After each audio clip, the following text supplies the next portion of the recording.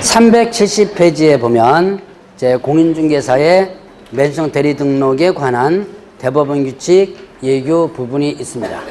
자, 이 부분은 일단 여러분들이 한 문제가 나오는데요. 제가 그랬죠? 아까 배웠던 경매실무 한 문제 나온다고 그랬죠? 그 다음에 경매실무는 위안 잡을 게 뭐냐면 민법에서 나와요. 경매 이거 여러분들 아까 제가 한 거 잘 공부해 놓으면 특히 권리 분석 같은 거 있죠? 그런 거라든가 배당 부분이라든가 이런 부분이 민법에서도 일단 나오기 때문에 공부한 사람은 한 3문제까지도 연결되는 게 맞출 수가 있습니다. 근데 요 맨성 대리 등록과 관련된 부분은 여러분들이 거의 여기서만 당연히 나오는 거고 매년 한 문제가 나오는데요. 한 문제가 나오는 것 치고는 좀 까다롭게 나올 수도 있어요. 이거는 중개사법과 내용이 거의 비슷해요. 그렇기 때문에 중개사법을 비교해서 문제가 나오기도 합니다. 그렇기 때문에 공부하는 게 좀 까다롭더라도 일단은 꾸준하게 오늘 저게 프린트물 제가 2개 드렸죠. 한 장은 경매실무고요. 한 장은 경매실무, 한 장이 뭐였죠? 매수성 대리 부분이죠. 그러니까 그 요약 프린트에 있는 것만 꾸준하게 반복해서 봐도 돼요. 그 정도는 충분히 됩니다. 자, 그러니까 포기하지 말고 일단은 보시라. 자꾸 공부하는 사람들이 포기를 해요. 안 하려고 그래요. 공부를 자꾸 뭐냐? 편하게 하려고 합니다. 공짜로 먹으려고 그래요. 특히 중개사법. 중개사법은 거의 공부를 공짜로 하려고 그래요. 그러니까 공부는 안 하고 수업 시간 맨날 빠지고 그러고 나서 점수는 어떻게 돼요? 네, 많이 나오려고 그러고. 조금만 어려워도 어렵다 그러고. 이제 문제 풀다 보면 조금만 어렵다 그래도 뭐 이렇게 문제 어렵게 냈냐 뭐 어쩌고저쩌고 많이 나옵니다. 네, 어쨌든 여러분들이 포기하지 말고 끝까지 가시라. 자, 그러면 이 매수성 대리 등록에 관한 대법원 규칙 이거는 뭐냐? 자, 여러분들이 저기 중개사법 14조의 하위법령이에요. 중개사법의 하위법령인데 중개사법의 14조에 보니까 뭐가 나와요? 겸업과 관련된 부분 나오죠? 그 겸업 부분에서 경매, 공매, 부동산에 대한 권리분석, 취득할선, 매수신청 대리 업무를 할 수 있는 게 나오죠. 자, 특히 권리분석, 취득할선 대리 업무를 할 수 있는데 요 대법원 규칙은 뭐만 나온다? 뭐에 대해서만 적용하냐면 경매에 대한 매수신청 대리 업무를 할 때만 적용합니다.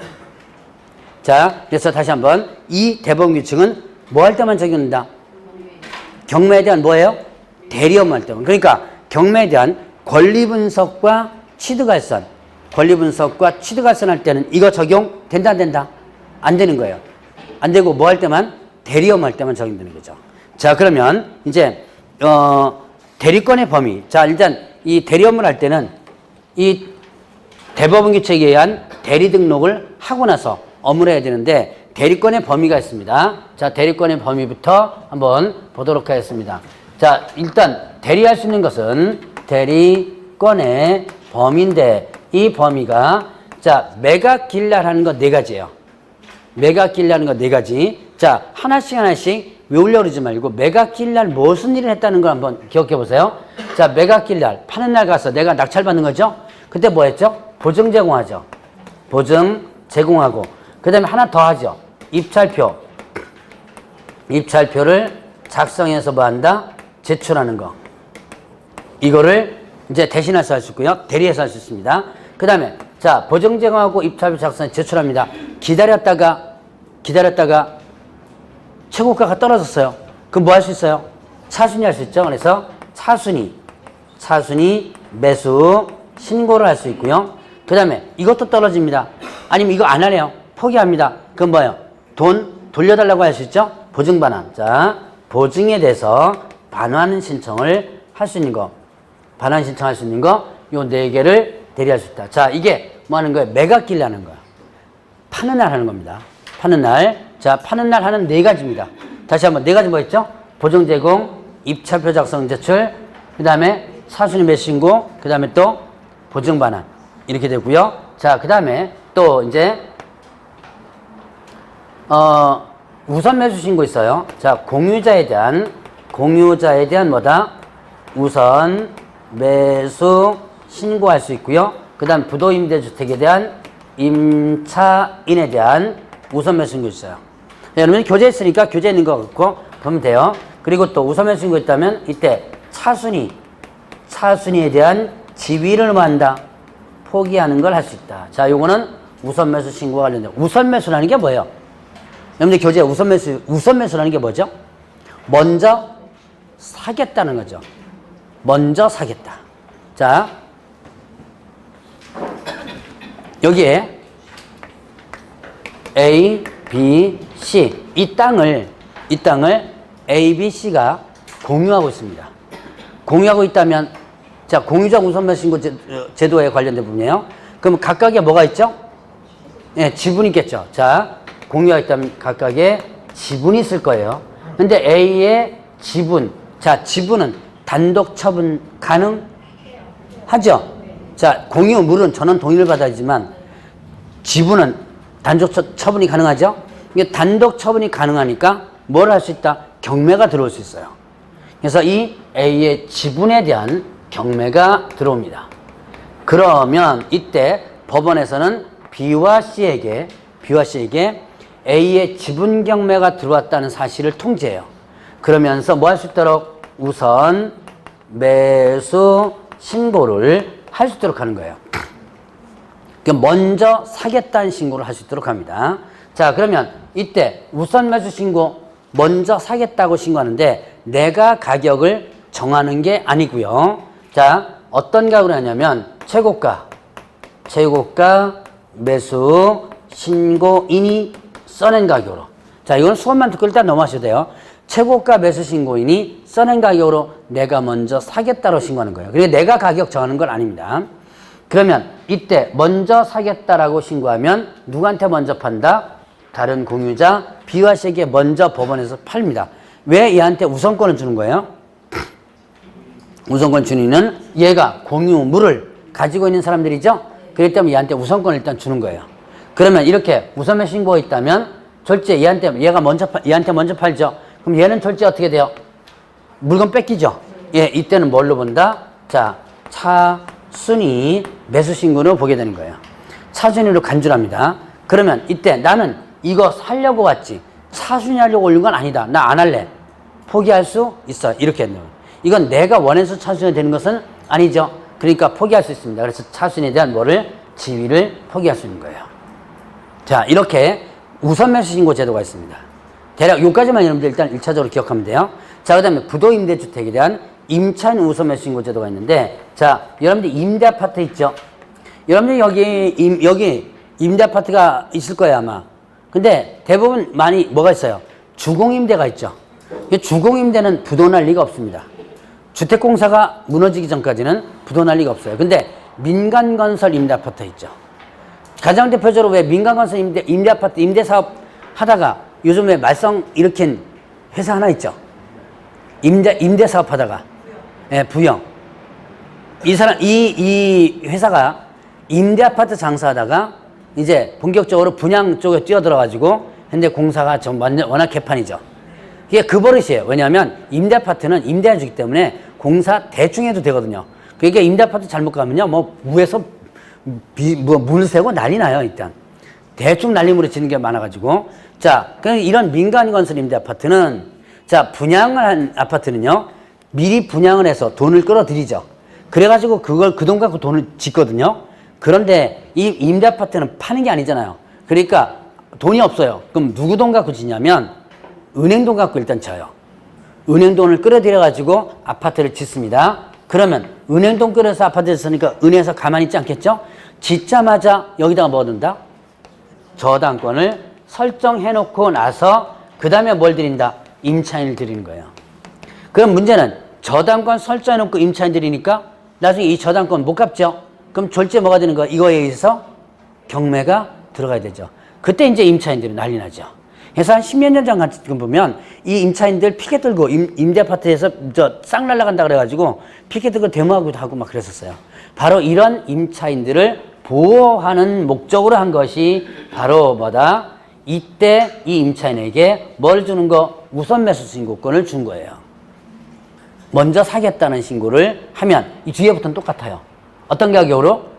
이 가격으로. 그럼 얘는 뭘로 떨어지고? 차순위 떨어지고 얘가 먼저 사게 하는 건데요. 참 졸작으로 만들었습니다. 이거 거의 안 하는 게 아니라 못하죠. 이거 살 돈 있으면 딴 데 가죠. 예. 그 돈이 없으니까 여기 임대아파트 들어간 거죠. 그러니까 얘가 너 먼저 살아. 근데 먼저 살 돈도 없는 거예요, 이거는. 그래서 현실적으로는 거의 맞지가 않는 제도입니다. 그래서 대부분 이제 포기하고 나가거나 아니면 명의신탁이 대부분이에요. 거기에 이거 이용하는 사람들은 거의 명의신탁입니다. 제 아는 사람도 이거 몇 개들 이렇게 했어요. 우선권 있죠? 임차인에게 뭐 대줘요? 그냥 돈 대주는 거예요. 그러니까 임차인이 돈을 그 돈 뒤에서 돈 받아가지고 사게 해놓고 나중에 그걸 다시 되팔면서 이 일정 금액, 임차인도 일정 금액, 그러니까 이게 가능한 게 임차인도 언제 먹고 살아야 될 거 아니에요. 그러니까 임차인도 돈을 받아가지고 사고, 그 다음에 일정 부분 나중에 갈 때 일정 부분 챙겨가지고 가고, 그게 명의신탁이 대부분, 명의신탁의 한 온상입니다, 이게. 어쨌든 이렇게 우선매수 신고를 할 수 있도록 해놓고 있습니다. 자, 바로 요 세 가지 우선매수와 관련된 부분. 그러면 요때 이렇게 7가지만이 뭔다? 대리행위를 할 수 있는 거예요. 그럼 이 7가지를 벗어나서 경매 대리 업무를 하면 무슨 법 위반? 예, 변호사법 위반이에요. 그러니까 개업, 원래 이거 경매 공매 업무는 원래 누구의 업무라 그랬어요? 변호사 업무라 그랬죠? 그러니까 변호사가 아닌 자가 이런 업무를 하면 변호사법 위반이 되는데 너네들은 이만큼만 해놔라라고 열어놓은 거예요, 이거를. 근데 이거밖에 한번 못 열어놓습니다. 이거 연다고 한 4년 동안 협상한 거예요, 이게. 변호사가 그것도 안 열어줬거든요. 한 4년 동안 협상을 하다가 그나마 열린 게 이겁니다. 자, 그래서 요 7가지만이 뭐 할 수 있다? 대리행위를 할 수 있다. 자, 그러면 염려교재 보면 이제 대리권의 범위 7가지 봤고요. 대리대상물 있죠? 대리대상물은 뭐가 대리대상물이다? 중개대상물이에요. 자, 대리대상물 뭐가 있었어요?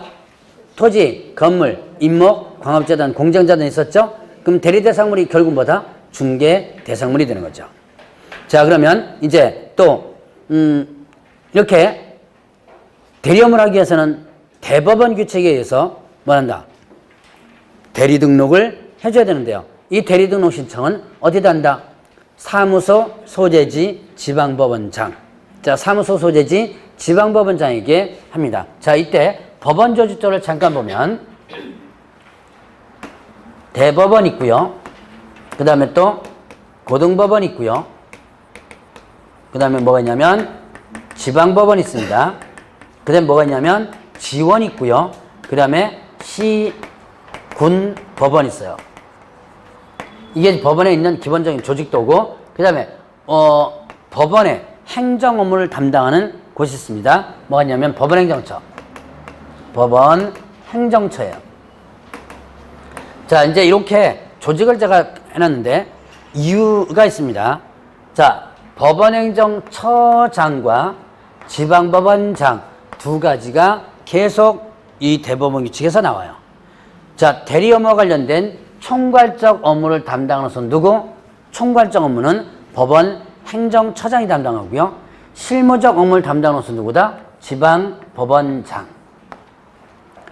지방법원장이 뭐 하는 거? 실무적 업무를 담당하는 것이에요. 그러니까 자, 대리 등록은 어디다 한다? 대리 등록은 사무소 소재지 지방법원장이 하는 거예요. 사무소 소재지 지방법원장. 자, 지원장이 하는 거 아닙니다. 지방법원장이 하는 거예요. 그러면 대리 등록하는데 등록 요건 있죠? 등록 요건 일단 개업 공개사 해주면 됩니다. 공인중개사, 개업 공개사, 그 다음에 또 법인 개업 공개사, 개업 공인중개사만이 할 수 있어요. 부칙은 못하죠. 경매는 못한다 그랬습니다. 개업 공인중개사만이 할 수 있다. 자, 그 다음에 또 뭘 받아라? 경매 실무교육 받아야 돼요. 자, 일단 실무교육이 여러분들이 개업 공개사면 이미 실무교육 받았죠. 중개사법에서 실무교육 받았죠. 그런데도 어떻게 한다? 실무교육 다시 받아야 돼요. 교육 종류가 틀리죠. 이것은 무슨 교육? 경매 실무교육이에요. 그 다음에 업무보증 설정해줘야 돼요. 보증보험에 가입하거나 공탁하거나, 그 다음에 또 공제 가입하거나, 보증보험 공제 가입하거나 공탁하거나 업무보증을 별도로 설정해야 된다. 자, 이미 개업 공인중개사 때문에 업무보증이 이미 설정되어 있죠. 중개사무소 개설 등록하면서 설정됐죠. 그런데 별도로 업무보증을 다시 설정하는 거예요. 별도로 설정합니다. 금액은 중개사법 내용과 같아요. 이게 중개사법 내용과 거의 비슷한 게 많습니다. 법인 2억, 그 다음에 공인 1억, 이렇게 분사무소 1억. 중개사법 내용과 같아요. 그럼 업무보증을 별도로 설정하라. 그럼 어차피 개업공에서는 업무보증 설정하고 있는데 왜 업무보증을 또다시 설정해야 될까요? 이유. 업무보증 이미 개업공에 설정돼 있잖아요. 근데 왜 또 설정해요? 이유는 간단해요. 이 경매에 대한 대리 업무는 뭐가 아니다? 그렇죠. 중개 행위가 아니다. 자, 여러분들이 중개사법에서 업무보증 설정한 것은 뭐에 대해서만 배상해줘요? 중개 행위에 대해서. 그래서 앞부분에서 제가 누차 강조했었죠? 중개행위가 아닌 것에 대해서는 배상 안 해준다 그랬죠? 그러니까 중개행위가 아니기 때문에 어떻게 된다? 자, 여기서 손해가 난 것을 판결문 들고 갑니다. 가면 거기서 배상 안 해주는 거예요.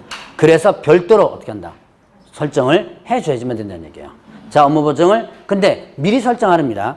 등록 신청. 자, 등록 요건 있죠? 등록 요건 있습니다. 미리 설정을 해줘야지만 돼요. 자, 그래서 이렇게 등록을 일단 요건까지 한번 받고, 그 다음에 또 이제 결격사유, 뭐죠? 결격사유, 여기에 보니까 기업과 니은을 일단 여러분들이 좀 보고 넘어가셔야 돼요. 자, 기업. 매수 신청 대리 등록 취소되면 몇 년 지나지 않은 자? 3년. 자, 중개사법과 비슷하죠? 자, 근데 중개업의 폐업신고로 난 등록처는 제외한다 그랬어요. 중개업을 폐업신고하면요. 중개업이 폐업되면 어떻게 돼요? 등록 효력이 없어지죠. 그러니까 매수 신청 대리 등록도 없애는 거예요. 그래서 등록 취소를 시키는데 그거는 내가 잘못해서 취소된 게 아니죠. 그렇기 때문에 일단은 3년 적용하지 않는다는 거. 자, 그 다음에 민사집행법 제108조 4호에 해당하는 자. 자, 108조 4호에 해당하는 자가 옆 페이지에 있어요. 밑줄 한번 쳐놓으시죠. 민사집행 절차에서 매각에 관하여 유죄 판결받고 판결 확정일로부터 몇 년 경과되지 않은 자. 몇 년? 2년. 자, 매각에 관하여까지 위에서 맨 위에 치고 맨 밑에 줄로 들어가서 유죄 판결받고 판결 확정일로부터 2년 경과되는 자. 이거 아까 어디서 본 것 같지 않으세요? 저쪽에서. 예, 저쪽이 어딘데요? 예. 경매, 예. 경매에서 경매 참가할 수 없는 자. 입찰에 참가할 수 없는 자 있죠? 입찰에 참가할 수 없는 자에 보면 이런 절차에서 판결받으면 2년 경과되지 않은 자죠? 그러니까 당연히 어떻게 돼? 대리 업무도 당연히 못하겠죠. 참가할 수 없으니까. 자, 그리고 나머지는 여러분들이 중개사법과 비슷합니다. 그리고 이제 자, 수수료 밑으로 넘어갑니다. 등록 수수료는 공인 2만 원, 법인 3만 원이고요. 그 다음에 등록 통지 며칠 안에 등록 통지한다? 14일. 중개사법에서는 며칠이었죠? 요걸 자, 요 대법원 규칙은요. 이렇게 이해하고 뭐 이렇게 없어요. 그러니까 여러분들이 저기 기본 중개사법 배웠던 절차라든가 이걸 그대로 한번 쭉 따라가면 돼요. 자, 중개사법에서는 며칠이었다? 7일이었죠. 여기서 며칠? 14일. 등록 통지한다. 그리고 종별을 달리해 업무를 하고자 할 때 등록 신청서 다시 제출한다. 중개사법 내용과 같습니다. 그 다음에 또 이제 등록증 교부 지방법원장 하도록 하고 있고요. 그 다음 페이지에 보니까 재교부 부분 있죠. 이전에 못 쓰게 됐을 때 재교부 신청할 수 있다. 324페이지에 있는 내용. 자, 그러면 이제 중개사법 재교부는 중개사법 같아요. 그러니까 거의 내용이 뭐와 똑같다? 중개사법 같다라고 보시면 돼요. 자, 그 다음에 개시의무 있죠. 개업공에서는 등록증, 대리, 보수율 이거 정하는 사항들. 저 뭐예요? 등록증, 그 다음에 보수율표, 그 다음에 또 보증설정 서류 세 가지를 보기 쉬운 곳에 게시하라 그랬고요. 그 다음에 행정정보 제공 요청했습니다. 누구의 정보냐면 개업 공인중개사 정보예요. 개업공개 정보를 요청할 수 있다. 자, 여기서 이제 중요한 것은 누가 누구에게? 누가? 법원, 행정처장이. 누구에게? 누구에게? 국장, 시군구, 협회에게 요구할 수 있습니다. 누구의 정보예요? 개업 공인중개사의 정보에 대해서 정보통신 연계라든가 공동이용, 협조 요청할 수 있다 그랬어요. 자, 여기서 누가 요청할 수 있다? 법원행정처장이 지방법원장이 하면 맞겠어요? 틀리겠어요? 틀리죠. 그 다음에 또 국장, 시군구, 협회. 딱 보니까 뭔가 하나 빠진 듯한 느낌 들지 않으세요? 그렇죠. 시도지사가 빠져있죠. 여기다 시도지사 들어가면 안 됩니다. 법원 행정처장이 시도지사에게 개혁국에서 정보를 요청할 수 있다 그러면 틀려요. 시도지사는 여기 해당 없습니다. 그 다음에 실무교육, 경매실무교육이에요. 자, 중개사법과 거의 비슷하죠. 등록 신청일 전 1년 안에 누가 지정하는 교육기관에서 받으라 그랬죠? 법원 행정처장이 지정하는 교육기관에서. 자, 교육기관은 누가 지정한다? 법원 행정처장. 요거를 예전에 시험 문제에서 지방법원장이 지정하는 이렇게 문제 나왔었어요. 이 대법원 규칙은 뭐 이렇게 이해도를 높이거나 그런 거 없이 쭉 한번 체크해 나가면 돼요. 자, 그리고 그 위에 첫 번째 줄에 보세요. 실무교육을 중개법인의 경우 누가 받는다 그랬죠? 대표자가 받는다 그랬죠. 첫 번째 줄에서 두 번째 줄 넘어가는 지어 있습니다. 법인의 경우 대표자가 받는다. 자, 이게 중개사법에서 어떻게 됐죠? 법인은 누가 실무교육 받았어요? 중개사법에서는 대표자뿐만 아니라 사원, 임원이 다 받았죠? 그런데 여기서 누구만 받는다? 대표자만 받는다. 자, 왜 대표자만 받느냐? 나중에 매각장소에 누구만 출석하라 그랬냐면 대표자만이 출석하라 그랬습니다. 자, 그리고 이제 손해배상 책임 보장 있죠? 손해배상 여기서부터 시작해서 뒤에 나오는 공제와 관련된 부분, 요거는 뭐와 같냐? 중개사법과 아주 똑같습니다. 그래서 저는 일단 건드리지 않고 갑니다. 금액까지 같아요. 법인 얼마? 2억. 분사무소 1억. 그 다음에 또 공인 1억. 금액까지 똑같습니다. 자, 대신 등록관청이 뭘로 바뀌었냐면 지방법원장으로 바뀌고요. 그 다음에 또 국토교통장관이 법원 행정처장으로 바뀌었습니다. 그것만 바뀌었을 뿐 내용 아주 똑같아요. 그래서 만약에 제가 이제 이건 다루지 않고 넘어갈 텐데, 만약에 업무보증 설정과 관련된 내용이나 아니면 공제 관련 내용이 일단 이 대법원 규칙에 나왔다. 그럼 뭘 생각하라? 중개사법 내용 그대로 생각하면 돼요. 자, 그러면 뒤로 넘어가면 이제 매수 대리행위 부분 보죠. 자, 일단 대리행위에 있어서 대리행위 방식이 있습니다. 대리행위를 함에 있어서 대리행위마다 뭐를 제출하라 했어요? 대리권을 증명하는 문서. 자, 대리권을 증명하는 문서 뭐 있었어요?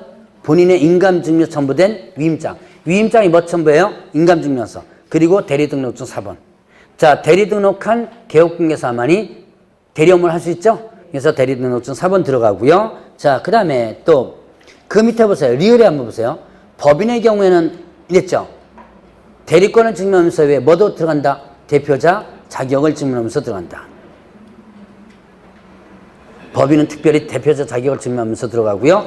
자, 이 문서를 대리행위별로 사건 번호별로 물건 번호별로 제출합니다. 각각 다 제출해야 돼요. 자, 그러면 대리행위가 저쪽에 보세요. 여러분이 교재에 제가 가야지만 여러분들이 고개가 따라올 것 같다. 자, 보죠. 여기에 7가지의 대리행위가 있죠.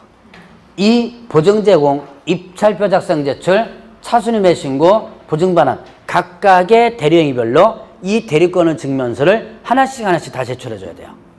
근데 가만히 생각해보세요. 보증제공, 입찰표 작성 제출, 이게 같은 날 한 사람 거가 보증반환까지 하루 안에, 오전 안에 다 처리가 되는 거죠.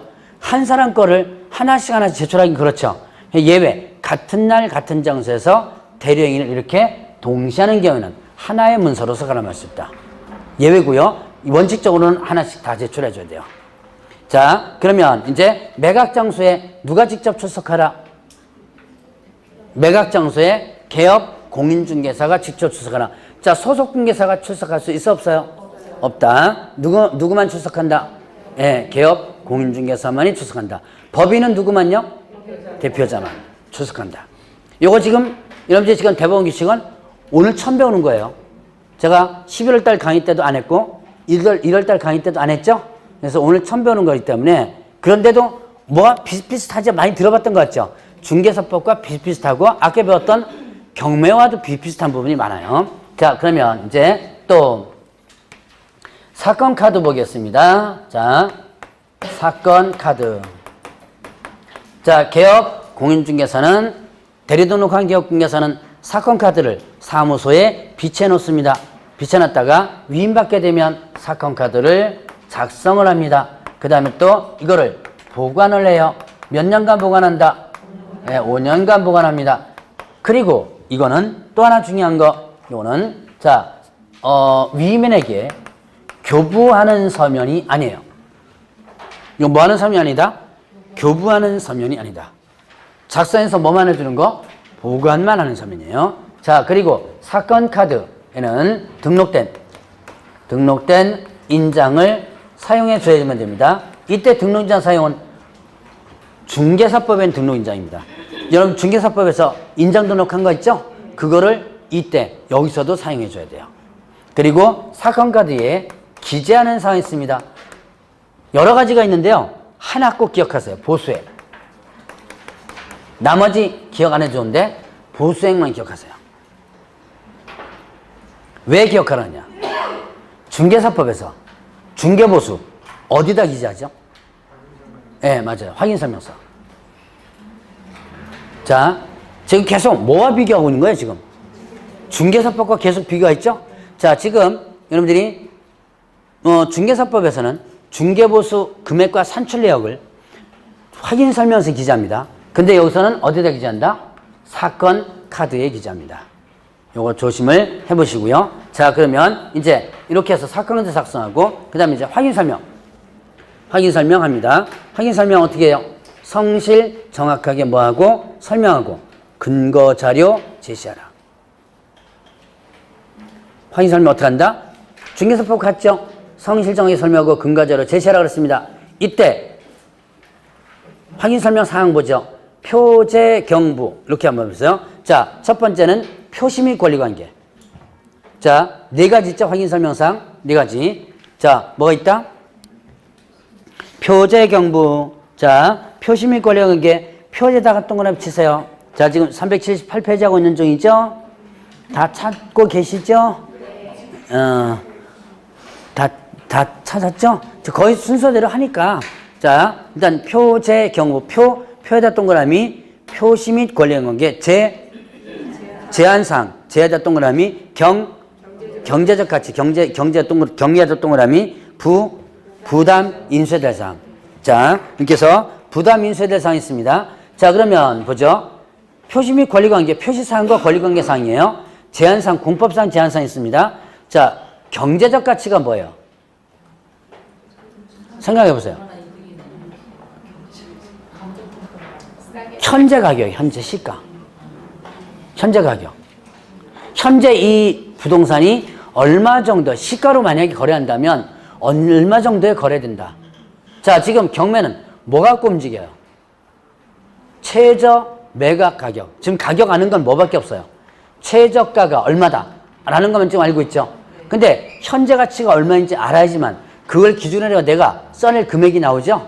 괜히 나중에 그거 모르고 덤벼들었다가 이 경우 많습니다. 실제 실거래가보다 훨씬 높게 사는 사람들 수두룩해요. 이게 경매 잘못하면 그 아예 수두룩합니다. 그렇게. 현재 가치가 얼마나 된다. 예를 들어서 최저가가 1억이면 현재 가치가 어떻게 된다? 한 1억 2천 정도 된다. 뭐 이렇게 해서 설명해 주는 게 경제적 가치예요. 그 다음에 부담 인수에 대해서는 아까 제가 권리 분석에서 인수된 권리 있죠? 그걸 얘기하는 거고. 자, 이렇게 확인 설명합니다. 확인 설명했으면 이제 위임 계약이 체결되면 뭐하라? 확인 설명서를 작성합니다.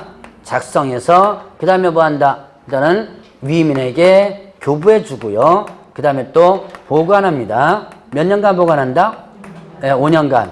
자, 중개사법에서 확인 설명서 몇 년간 보관이었죠? 3년이었죠. 네, 3년. 중개사법 확인서 3년이었죠.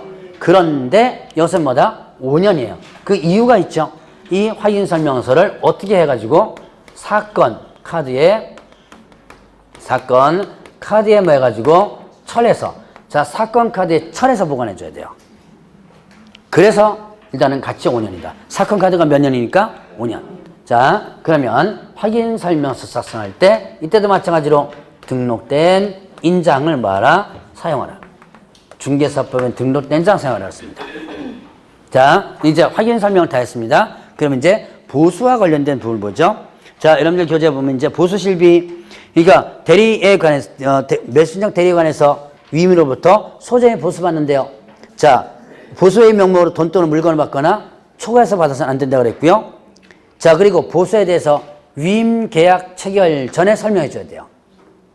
위임 계약 체결 전에 설명하고요. 지급 시기 이것도 이제 작년 시험 문제 나왔습니다. 지급 시기는 어떻게 된다? 약정이 있으면 약정에 따르고 약정이 있으면 약정에 따르고 약정이 없다면 언제라고 그랬어요? 대금 지급 기한 1. 약정이 있으면 약정에 따르고 약정이 없다면 대금 지급 기한 1로 한다고 그랬죠. 그리고 이제 이렇게 보수를 받았습니다. 그러면 뭐하라? 보수에 대한 영수증을 작성을 합니다. 작성해가지고 그 다음에 위임인에게 뭐한다? 교부해줘야 돼요. 근데 영수증은 작성해서 교부하는 것이지 자 요거 보관하는 규정이 없습니다. 자 그리고 이 보수 영수증에 대해서 등록된 인장을 뭐하라? 사용하라. 자 세 가지 제가 지금 정리해 놨습니다. 다시 한번 보죠. 지금 대법원 규칙서에 나오는 서식 세 가지가 있어요. 뭐뭐 있었죠? 사건 카드, 그 다음에 또 확인 설명서 그리고 영수증. 이때 자 사건 카드는 작성 보관하는 건데 뭐 하는 건 아니다. 교부하는 서면 아니다. 근데 영수증은요 뭐 하는 서면 아니다. 보관하는 서면 아니다. 셋 공통은 뭐예요? 등록된 인장 사용하라. 자 라는 부분이 있었죠. 자 그러면 이때 실비도 받을 수 있죠. 이제 실행과 관련된 발생된 실비 받을 수 있고요. 자 그러면 보죠. 상담 보수와 관련된 부분 보죠. 상담 및 권리 분석 보수는 얼마예요? 50만 원에서 협의 결정한다. 자 상담 및 권리 분석 보수는 50만 원에서 협의 결정하고 매수 신청 대리 보수가 있습니다. 매각 허가 결정 확정되어서 매수인이 됐어요. 매각 허가 확정됐죠. 그래서 매수인이 됐습니다. 그러면 감정가 얼마? 1% 또는 최저가격 1.5에서 뭐한다? 협의해서 결정한다. 그리고 밑에 최고가 매수인, 자 B번 해보죠. 최고가 매수인권 또는 매수인이 되지 못했습니다. 그럼 어떻게 한다? 50만 원에서 협의 결정한다. 그리고 실비 얼마 범위네요? 30만 원 범위에서 협의 결정한다 그랬죠. 자 그러면 이제 뒤로 넘어가면 의무금쟁이였습니다. 자, 이제 얼마 안 남았어요. 요거 할 때 공통, 어느 학원의 공통, 다 입이 쩍쩍 벌어집니다. 입이 쩍쩍 벌어진다는 얘기는 벌써부터 여기도 입이 쩍쩍 벌어지는 분이 있습니다. 힘들죠, 이거? 중개사법이랑 맨날 중개사법은 어떻게 돼요? 물어보고 힘들어요. 중개사법 기억이라도 나면 그래 대답이라도 할 텐데. 기억도 안 나죠, 지금? 네, 그러니까 대답도 못하고. 자, 그래도 자꾸 봐줘야 돼요. 자, 보니까 의무금쟁이 있는데요. 신의 성실로서 대리 업무를 수행하라. 비밀 준수 의무 있고요. 질서 유지 의무가 있습니다. 매각 정세 질서 유지하라. 자, 이거 누구의 의무예요? 개업 공개사. 여기다가 소속 공개사 들어가면 맞을까요, 틀릴까요? 대리 업무는 누구만 할 수 있는 거? 개업, 공인중개사만이 할 수 있습니다. 소속공개사는 할 수 없다. 만약에 소속공개 들어가면 틀려요. 자, 그 다음에 신고 의무를 보죠. 자, 신고 의무를 보면 신고 의무 사유 발생일부터 사유 발생 일로부터 며칠 이내? 10일 이내 신고하라고 했습니다. 사무소 이전하면 휴업하면 그 다음에 폐업하면 그 다음에 또 취소되면 정지되면 분사무소를 설치하면 이때 휴업과 폐업은 중개업에 대한 휴업 폐업이에요. 자, 사무소 이전하면 중개사무소로 이전하죠. 자, 이미 여러분들은 개업 공인중개사 되어 있고요. 중개사무소 있고 그 중개사무소 안에서 뭘 하는 거예요, 지금?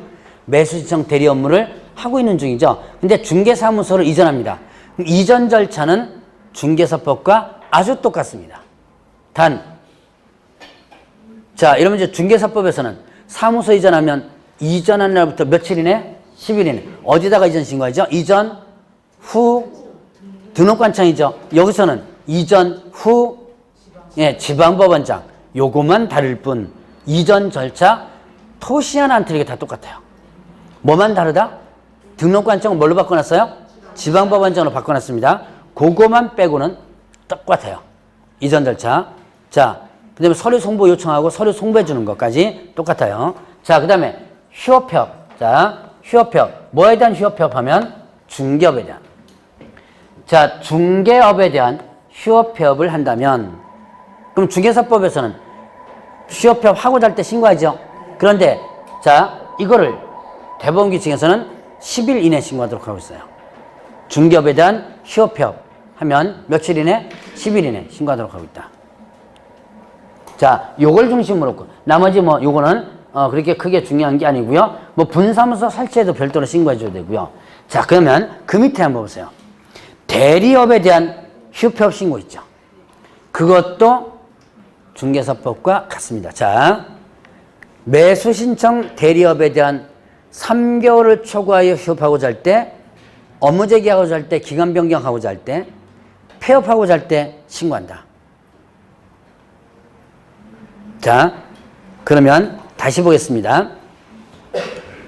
대리등록한 개업공개사가 대리업을 휴업할 때는 사전 신고해야 사후 신고해요? 대리업에 대한 휴업할 때는 사전이죠. 하고자 할 때. 근데 대리등록한 개업공개사가 중개업을 휴업합니다. 그럼 이거는 사전 신고, 사후 신고? 네, 사후 신고가 되는 거죠. 그러니까 중개업에 대한 휴업협은 사후 신고예요. 근데 대리업에 대한 휴업협은 뭐 된다? 사전 신고. 내용은 중개사법 같아요. 그렇게 구분하면 되고요. 자, 그러면 이제 금쟁이.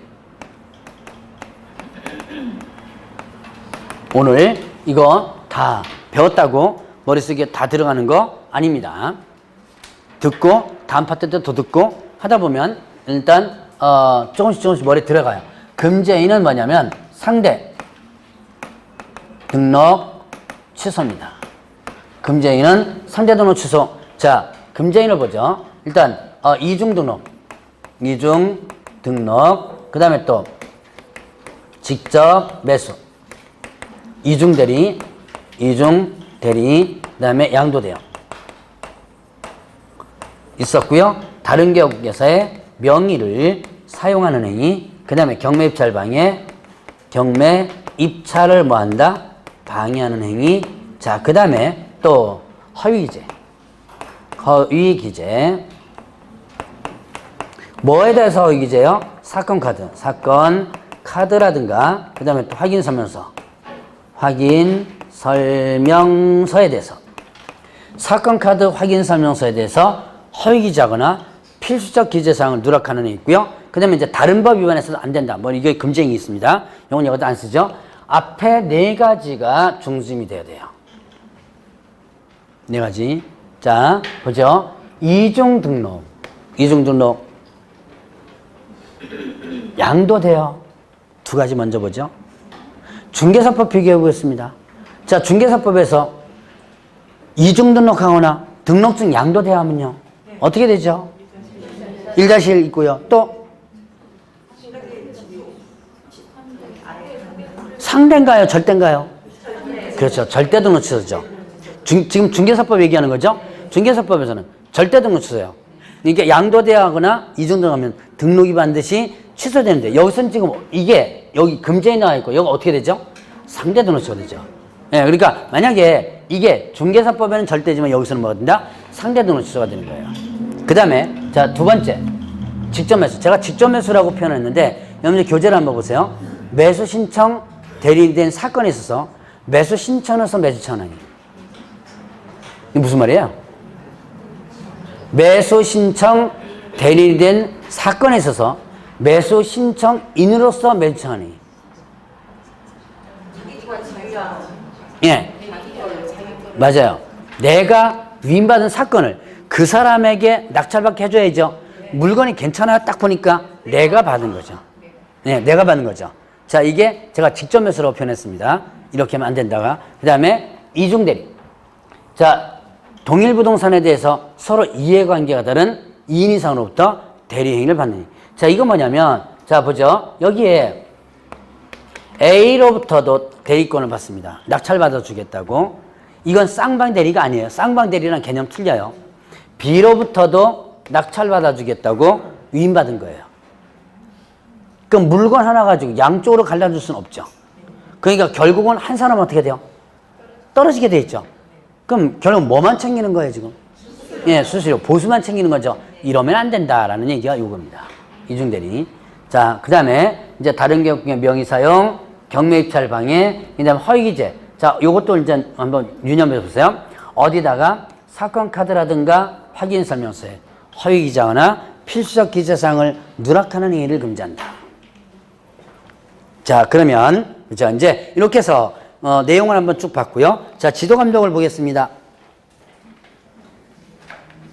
380페이지 지도감독 있죠? 자, 거기에 법원행정처장은 누구를 감독한다 그랬어요? 대리 업무에 관하여 누구를 감독한다? 협회를 감독한다. 그 밑에 2번 보세요. 지방법원장은 대리 업무에 관해서 협회의 시도지부와 그 다음에 또 대리 등록한 개업공개사를 감독한다 그랬죠. 자, 법원행정처장이 개업 공인중개사에 대한 감독 권한이 있나요, 없나요? 자, 이제 제가 1번의 기억과 2번의 기억을 얘기했죠? 그러면 이때 법원행정처장은 개업 공인중개사에 대한 감독 권한이 있다, 없다? 없다. 자, 그 문구로 보면 개업공개사 감독 권한은 누구한테만 있는 거예요? 지방법원장에만 있는 거죠. 그러면 이렇게 지도감독을 하면 그 방법은 중개사법과 같습니다. 그 업무에 관한 사항을 보고하거나 자료에서 그 밖에 필요한 명령할 수 있고 사무실에 출입해서 장부 서류조사 검사할 수 있다 그랬어요. 자, 그러면 이제 또 이제 뭡니까? 지도감독 했으니까 이제는 뭐가 된다? 행정처분을 보죠. 행정처분. 자, 이제 절대등록 취소.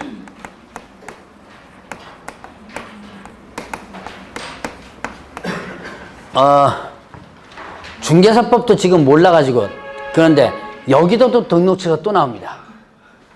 이거는 여러분들이 일단 외우려고 하지 말고 일단 계속 한번 듣고 넘어가셔야 돼요. 자, 절대등록 취소는 결격 사유에 해당될 때 이게 공인중개사법, 자, 공인중개사법에 의한 결격 사유예요. 그 다음에 폐업하게 되면, 그 다음에 취소당하게 되면, 그 다음에 등록 당시에 자, 대리와 관련된 결격 사유 해당되거나 대리와 관련된 등록 요건을 갖추지 못했을 때. 그래서 뭐 내잖아요. 결패, 취등, 앞글자 땀 이렇게 되는데요. 자, 결격사유인데 어떤 결격사유예요? 중개사법엔 결격사유인데 왜 갑자기 중개사법엔 결격사가 나오냐? 여러분들 중개사법 제10조에 결격사가 나오죠? 개업 공인중개사가 중개사법엔 결격사에 해당하면 어떻게 되죠? 중개사법 얘기입니다. 일단 결격사에 된다. 개업공개사. 그러면 등록이 반드시 취소됩니다. 결격사 효과에서 봤죠? 자, 중개사법에서 예를 들어서 징역형 받거나 뭐 집행유예 받거나 결격사에 해당되죠. 그럼 어떻게 된다? 등록이 반드시 취소. 절대 등록 취소 사유에 해당되죠. 그럼 어차피 등록이 어떻게 돼요? 중개업 등록이 취소되죠. 그러니까 자, 대법원 규칙에서도 어차피 개업공개사가 중개사법에서 결격사 내면 등록 취소될 거니까 중개사법에 의해서 등록 취소가 아직까지 안 됐다 하더라도 뭐를 먼저 대리 등록을 취소시켰다니 어차피 취소할 거니까. 자, 그 다음에 폐업하면 아까 잠깐 냈을 거예요. 폐업 신고합니다. 폐업 신고. 이렇게 폐업 신고하죠. 중개업에다. 폐업 신고를 하게 되면 등록 여력이 이미 중개사법에서 없어졌죠. 그러니까 대리 등록도 없애야죠. 그래서 폐업 신고하면 어떻게 한다? 등록 취소시키는 거예요. 근데 이건 내가 잘못한 게 아니죠. 그렇기 때문에 어떻게 한다? 그렇기 때문에 뭐 적용하지 않는다? 3년. 여러분 등록 취소되면 3년간 결격사유죠? 그게 적용되지 않는다는 얘기예요. 자, 그 다음에 이제 등록 취소. 자격 중개사법에 의한 등록 취소 자격 취소되면 그냥 등록 당시에. 자, 대려가 있는 결격사유에 대려가는 등록권입니다. 자, 등록 당시부터 대려 관련된 결격사유예요. 대려 관련된 등록 요건 갖추지 못했어요. 그럼 이게 등록이 돼야 안 돼요? 당연히 안 되겠죠. 근데 미처 담당 공무원이 이걸 발견하지 못하고 한 거예요. 등록을 해버린 거죠. 등록 시켜주고 나니까 나중에 이게 발견되죠. 그럼 어떻게 한다? 애초부터 못하는 거죠. 그러니까 등록을 어떻게 한다? 취소시킨다는 얘기예요. 자, 그러면 이제 상대 등록 취소 보죠. 등록 취소. 상대 등록 취소는 절대 업무 정지입니다. 절대 업무 정지. 여기는 절대 업무 정지와 상대 업무 정지 나눠져요. 절대 업무 정지는 업무 정지를 하야 한다겠죠. 자, 상대 등록 취소를 보면 요거는 제가 다 일단 써놓게 될 텐데 5가지 정도를 일단 여러분들이 좀 유념해서 기억해주세요. 자, 일단 등록 후에 대려 관련된 결격사유. 결격 사유에 해당될 때 대려 관련된 등록 요건을 갖추지 못했을 때. 그 다음에 또 사건 카드 관련해서 위반했을 때 확인 설명서 관련 위반했을 때. 그 다음에 또 보수와 관련해서 위반했을 때. 그 다음에 비밀 준수와 관련해서 위반했을 때. 집행관 명령에 위반했을 때. 그 다음에 또 금지 행위를 했을 때. 그 다음에 지도감독 위반, 지도감독상 명령 위반, 감독 위반했을 때. 그 다음에 또 최근 1년 이내 2회 이상 업무정지를 받고 그 다음에 업무정지 행위를 한 경우 이렇게 됩니다. 제가 강조했던 것이 뭐냐면 등록 후와 그 다음에 또 확인설명서, 금쟁이, 지도감독 위반, 요거 맨 밑에 거 요걸 강조를 좀 하는데 일단 그래도 뭐 전체적으로 한번 다 보고 넘어가겠습니다. 자, 등록 후에 대려 관련된 결격사유, 대려 관련된 등록 요건을 갖추지 못했어요. 등록 당시엔 괜찮았어요.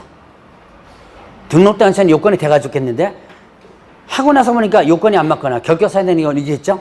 그러면 어떻게 한다? 등록을 취소할 수 있다. 자, 그럼 이제 문구를 잘 보세요. 등록 당시와 등록 후가 있죠? 등록 당시라고 나오면 여러분 머릿속에 뭘 기억하면 돼요? 절대 등록 취소. 등록 후라고 나오면 상대 등록 취소를 기억하면 되는 거예요. 자, 그 다음에 또 이제 사건과도 관련, 자, 확인설명과 확인설명 관련. 자, 이게 중개사법에서는요, 확인설명 관련 위반하면 개업공개사 500만 원 과태료죠. 그 다음에 확인설명서 서식 관련 위반하면 업무정지. 자, 서식 관련 위반하면 업무정지라고 기억해 놓으라 그랬죠? 그러면 여기서는 어떻게 한다? 상대 등록 취소가 되는 거예요, 다. 그래서 여러분들이 중개사법 비교보라고. 그 다음에 이제 그 외에도 비밀주소 관련 집행관 명령 위반. 자, 금쟁이는 좀 중요하니까 좀 기억하라고 상대 등록 취소입니다. 자, 그러면 지도감독 위반. 이거는요, 상대 업무 정지예요. 상대 업무 정지. 자, 지도감독상 명령 위반했습니다. 이거는 상대 등록 취소면서 상대 업무 정지인데 원래 상대 등록 취소는 뭐라 그랬죠? 절대 업무 정지. 왜 이게 옆에 붙어요? 상대 등록 취소는 등록 취소를 상대니까 할 수 있다죠. 근데 안 하면 어떻게 한다? 업무 정지가 해야 되는 거예요. 그런데 얘만큼은 상대 등록 취소면서도 상대 업무 정지가 된다. 그 다음에 자, 2회 이상 업무 정지 받고 업무 정지 행위. 요거 혹시 기억나시나요? 중개사법에서 최근 1년 이내 2회 이상 업무 정지 받고 업무 정지 행위. 어떻게 되죠? 예, 네, 맞죠. 절대 등록 취소죠. 자, 업무 정지만 쭉 나오면 절대 등록 취소죠. 자, 이게 지금은 여러분들이 기억 안 나서 그렇거니 하는데요. 나중에 어느 정도 기억이 나면 헷갈려 버릴 수도 있어요. 자, 중개사법에는 이게 뭐다? 절대등록수인데 여기서는 이게 뭐가 된다? 상대등록수. 똑같은 문구인데 이게 상대등록수가 되는 거예요. 자, 이렇게 주의사항들 한번 구분해 봤고, 자, 이제 절대 업무정지 보죠. 업무정지. 자, 이 업무정지는 기간이요. 1월 이상, 그 다음에 2년 이내에서. 업무정지 1월 이상, 2년 이상입니다. 휴업했을 때. 그 다음에 정지당했을 때 상대, 등록, 취소. 상대 등록수는 절대 업무정지를 했죠. 휴업하게 되면 정지당하면 이렇게 됩니다. 자, 그리고 상대 업무정지가 있는데 이거는 안 하겠습니다. 요까지만이라도 한번 체크를 한번 해보고 넘어가고요. 자, 업무정지 기간 여러분들 시험 문제 나왔어요. 어떻게 되죠? 1월 이상, 2년이라 한다 그랬죠. 그 다음에 이제 얼마 안 남았습니다. 행정처분 절차 보죠. 일단은 서면으로 명시하라 그랬고요. 10일 이상의 기간을 정해서 의견 진술 기회를 부여합니다. 그리고 등록증 반납해야 돼요. 며칠 안에 반납하라? 자, 리을에 있죠. 다음 페이지에 며칠 안에? 7일 안에 반납하라. 자, 그 다음에 또 이제 명칭 표시 마지막입니다. 명칭 표시. 자, 법원의 명칭이나 휘장 등을 표시하는 거 금지한다 그랬습니다. 그래서 간판이나 이런 데다가 법원행정처장이 지정하는 특별한 경우를 제외하고는 법원의 명칭이나 휘장 등의 명칭, 법원이라는 이름 쓰지 못하고요. 그 다음에 휘장이 뭐예요? 마크죠, 마크. 법원 마크. 그거 쓰면 안 된다. 왜요? 7가지만 지금 대리해서 하고 있는데 마치 법원이라는 해가 써가지고 법원과 뭔가 연결되는 것처럼 하는 거는 안 된다는 얘기죠. 자, 그런데, 자, 여러분들이 파주에 혹시 연고지 있으신 분을 모르겠습니다. 파주에 가면요, 법원면이라는 데가 있어요. 자, 법원리. 그게 법원면 아닌가요? 법원리. 자, 그러면 그 동네는 뭐가 있겠어요? 법원 공인중개사무소가 있겠죠? 있겠죠? 있을 거야, 아마. 아니면 법원 부동산, 뭐 이런 게 있겠죠? 이거는 쓸 수 있죠. 이게 고유한 지명, 이런 것들은 쓸 수 있는 거예요. 있을 거야, 아마, 가보면. 그래서 그런 거 빼놓고는 어떻게 한다? 법원이라는 명칭 쓰면 안 된다. 자, 그 다음에 또 이제 간판 제거 표시 있습니다. 대리 등록이 뭐 되면, 취소되면 내외부에 있는 표시를 뭐하라? 제거하고요. 그 다음 업무정지 받으면 어떻게 한다? 출입문에 표시하라. 자, 취소되면 제거하라. 이건 중개사법에도 있죠. 간판 제거하는 거 있었죠? 이전하면, 폐업하면, 취소되면 간판 제거하라. 있었죠? 지체 없이? 그거랑 비슷하죠? 그런데 업무정지 받았을 때 출입문에 표시하라는 내용은 중개사법에 없어요. 근데 여기는 있죠? 이유가 있어요. 있는 이유가. 왜 그럴까요? 그렇죠. 자, 대리 업무는 뭐 되더라도 업무정지 받더라도 뭐는 할 수 있어요? 중개 업무는 할 수 있죠. 그래서 요 표시하라는 내용이 있습니다. 문은 열 수 있기 때문에. 자, 여기까지가 이제 대리업과 관련된 부분이에요. 요 정도까지만 정리해 놓으면 여러분들 충분히 문제 풀 수 있는데요. 자, 작년, 재작년 문제를 한번 볼까요? 문제 하나 풀고 끝내겠습니다. 자, 공인중개사의 매정 대리 등록에 관한 규칙의 내용으로 옳은 것은 1번에 중개사무소 개설 등록하지 않은 공인중개사라도 매정 대리 등록할 수 있다. 누구만요? 개업 공인중개사만. 매정 대리 등록된 개업공개사는 매정 대리 행위를 함에 있어서 매각장소 또는 집행법원에 중개보존을 대리 출석하게 할 수 있다. 누가 직접이요? 개업 공인중개사만 직접이죠. 3번에 매신청 대리인이 되고자 하는 법인 개업공개사는 주된 사무소에 있는 관할하는 지방법원장에게 대리 등록해야 한다. 3번 맞죠? 네, 법인은 항상 뭐고요? 주된 사무소라고 그랬죠? 그 다음에 또 어디다가 등록 신청한다? 지방법원장. 여기 지원장 그러면 다 틀립니다. 자, 그 다음에 4번에 대리인으로 등록된 개업공개사는 매수성 대리 위임받은 경우 법원의 부당한 매각 허위 결정에 대하여 항고할 수 있다. 자, 대리권의 범위 물어본 거예요. 자, 거기 저거에 7가지가 있죠? 7가지 외에는 할 수 없다. 그 다음에 자 면접 대리인으로 등록된 기업군에서는 본인의 인감증명 첨부된 위임장과 대리인으로 사본을 제출하면 다음 날부터 대리인마다 대리권을 증명할 필요가 없다. 대리인마다 제출하라 그랬죠? 다만 같은 날 같은 장소에서 동시에 할 경우는 하나의 문서로서 가름할 수 있다 그랬죠. 드디어 끝났습니다. 자, 다음 책거리. 자, 다음 주부터는 여러분들 요약집 갖고 하고요. 그리고 자 하나 더. 다음 주부터는 가능하면 예습을 한번 해와 보세요. 이제 미리 진도표를 나눠드릴 겁니다. 나눠줄 테니까 그때가 요약집은 기본서보다는 얇아요. 그러니까 그주 구주 할 게 한 20페이지, 30페이지 정도밖에 안 나가요. 그러니까 미리 한번 읽어보시고 하는 게 좋습니다. 자, 다음 주부터 하겠습니다.